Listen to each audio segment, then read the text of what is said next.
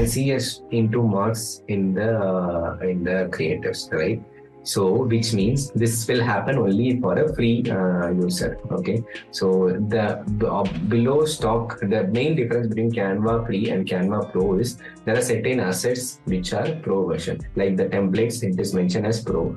There are every elements like photo can be Pro, some videos can be Pro, all stock videos can be Pro, and some option like feature option like background remover, these all will be not there in Canva Free account. So now this bottom stock image is a Pro image. So you need to, you cannot export it, yeah, without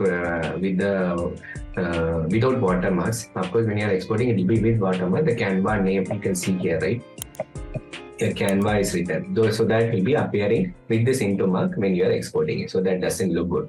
So which means you may ask me like, which means I can't use this design itself. I like the design. I like the font. I like the text, however it is written. But only thing is the background is the issue. So you can change the background alone. For example, you can delete this.